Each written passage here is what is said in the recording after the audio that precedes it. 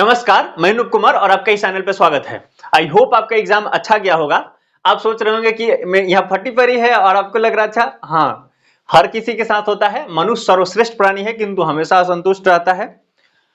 कई चीजें हम सोचते हैं और वो चीजें कई बार नहीं होता है, तो उससे दुखी होने की बात नहीं है। आपका इस साल जो कट ऑफ जाने वाला है वो निश्चित ही पहले के तुलना में ही उसी के आसपास रहेगा।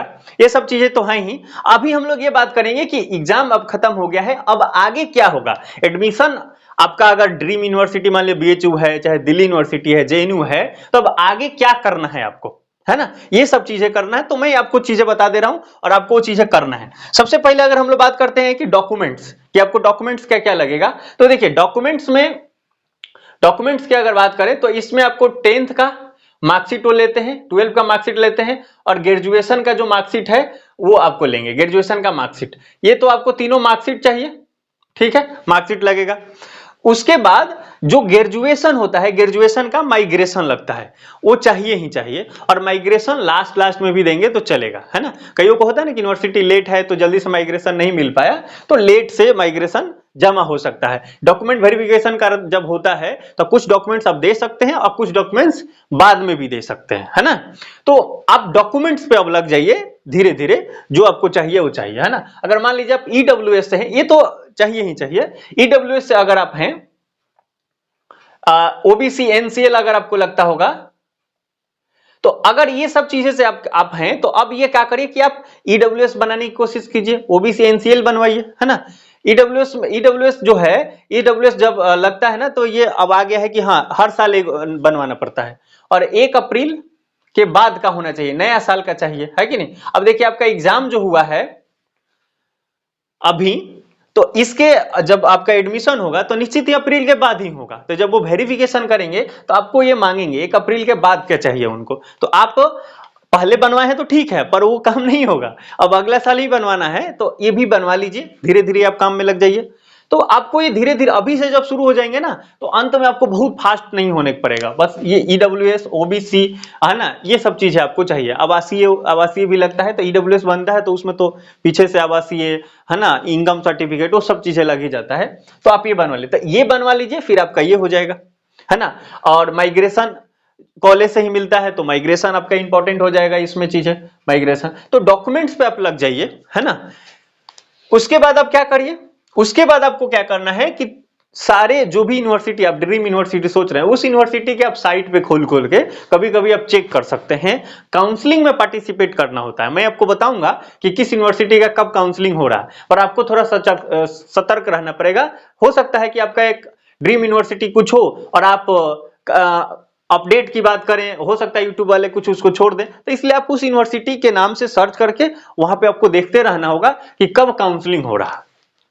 तो एग्जाम के बाद जब आपका आंसर की आ जाएगा, तब आपको काउंसलिंग कराना है। हर यूनिवर्सिटी, जो भी आप यूनिवर्सिटी में एडमिशन लेना चाहते हैं, उसमें काउंसलिंग होगा। काउंसलिंग फी वो लोग रखेंगे अपने हिसाब से। कुछ यूनिवर्सिटी 300, 250, 200, 100 ऐसे रखते हैं, 500 भी रखने वाले हैं। सेंट्रल यूनिवर्सिटी जो झारखंड है 500 लगता है। सेंट्रल यूनिवर्सिटी जो पंजाब है 500, पिछले साल उसने रखा था। अगर बीएचयू की बात करें तो रेगुलर और एक पेड सीट होता है, तो रेगुलर से उन्होंने 300 रखा था और पेड सीट पे 1000 हो गया था। तो हर यूनिवर्सिटी का अपना काउंसलिंग है। अगर सेंट्रल यूनिवर्सिटी गुजरात की बात करें तो 100 में ही उनका काम हो गया था, 100 उन्होंने रखा था। तो हर यूनिवर्सिटी का अपना एक काउंसलिंग फी होता है। तो काउंसलिंग में आपको पार्टिसिपेट करना है और इसमें आपको लेना ही है काउंसलिंग, है ना। सबसे पहले काउंसलिंग में आपको पार्टिसिपेट करना है और ये काउंसलिंग में जब आप पार्टिसिपेट करेंगे तो कुछ थोड़ा सा समय लगेगा। सारी यूनिवर्सिटी अपना जो अंदर का मैकेनिज्म है उसके फलस्वरूप आपको एक मेल करेंगे, उसमें आएगा कि हाँ आपका इस यूनिवर्सिटी में आप हो गए हैं। तो आप पेमेंट करने का ऑप्शन आएगा, तो आपको पेमेंट करना है पूरे 1 साल का या 1 सेमेस्टर का। हो सकता है आप सोचेंगे कि मेल आएगा कि हमारा नहीं हुआ, तो ऐसा नहीं होगा।